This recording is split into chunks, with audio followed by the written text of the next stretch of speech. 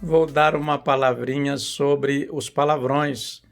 O assunto está na ordem do dia, porque na reunião ministerial, cujo vídeo foi divulgado por ordem do Supremo Tribunal Federal, foram proferidos muitos palavrões e o presidente Bolsonaro pronunciou entre 37 e 42 palavrões, segundo os critérios que estão usados, dos quais discordo, porque eu quero ir dizendo para vocês que, por exemplo, hemorroida não é palavrão, mas você pronunciar uma frase como ele pronunciou, o que eles querem é a nossa hemorroida, daí, dizendo assim, se torna uma frase obscena.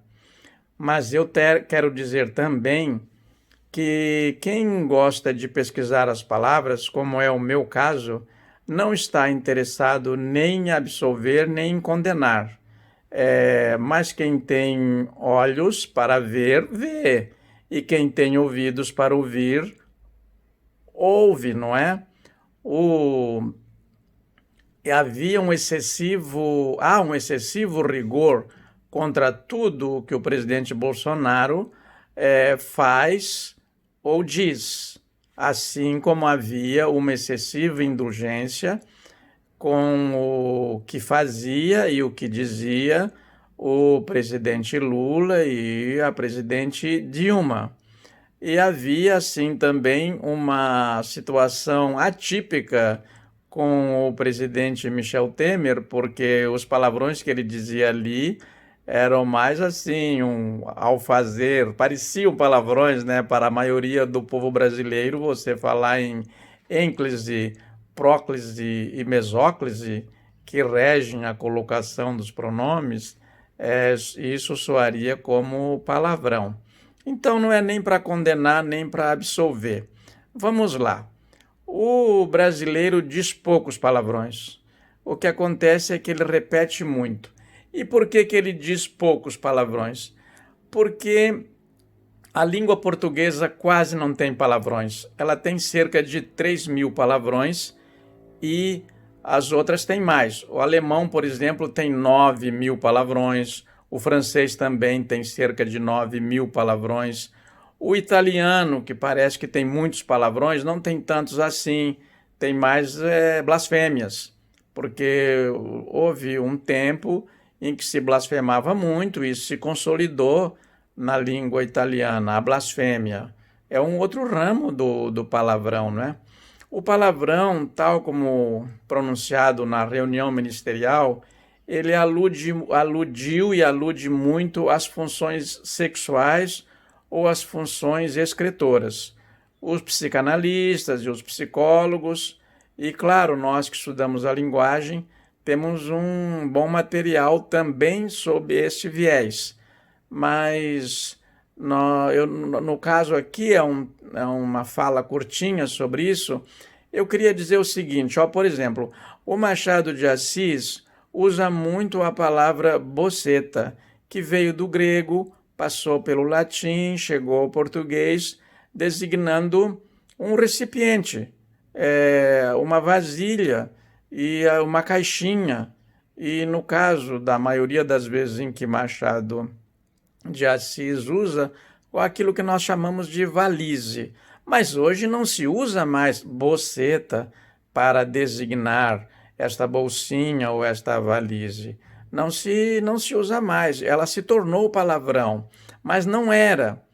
Porra não era palavrão. Designou na origem uma arma romana, um pau com uma das pontas arredondada. Foi daí que veio, aliás, a palavra porrete, era uma forma de cacetete, usada pelo soldado romano para dispersar concentrações indevidas. Caralho. Caralho é uma palavra que já não é mais palavrão, Depende quando você a pronuncia e onde, em que contexto, evidentemente. Mas mocinhas muito bem educadas dizem no Rio caraca, por quê? Porque não querem dizer caralho. O que nos cabe perguntar, por que que caralho veio a se tornar isso? No grego e no latim, caralho era alguma coisa firme, a haste onde se apoiava a videira. No latim se tornou este carax, no grego, que era a haste onde se apoiava a videira, se tornou caraculum. E no português virou caralho. No português, no latim vulgar, já estava com a pronúncia bem próxima de caralho. E veio a designar o mastro do navio. Lá no alto do mastro era colocada a cesta da gávea, que se chamava a casa do caralho. Ali era colocado o marinheiro desobediente, que ali passava fome, passava sede, mas foi dali que foi descoberto o Brasil. O Brasil foi descoberto da casa do caralho.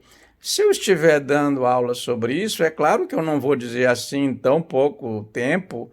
Essas coisas estão diretamente, tem que respeitar os alunos, levá-los a entender, porque estão em formação, porque que as palavras ganham este contorno, não é? Aqui não, aqui nós estamos fazendo uma prosa entre adultos, entre ouvintes que já se formaram, estão ouvindo isso.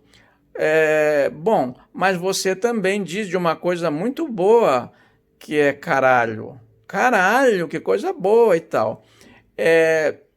Por quê? Porque lá desta casa do caralho, na cesta da Gávea, a vista é muito bonita, é impressionante. Então, na origem, existe sempre um outro viés. Quando você não quer condenar nem absolver, quer conhecer, a coisa fica bem interessante.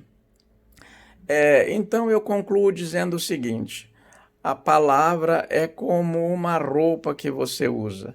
Você não vai à praia de terno e gravata, não vai a uma reunião de trabalho de calção, de sunga, não é? De camiseta. As mulheres não vão à praia de longo, colares, salto, mas também não vão ao trabalho de biquíni. Então você tem que olhar as coisas com aquele olhar inocente das crianças. O olhar da ciência é este olhar. Por quê? Como? O que está acontecendo com isso?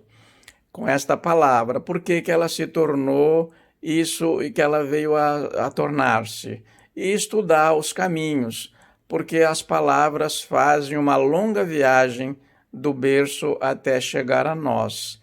E algumas, inclusive, morrem pelo caminho. Aliás, nós nem falamos aqui da mortalidade infantil entre as palavras, que também é muito alta. Muito obrigado e até de repente.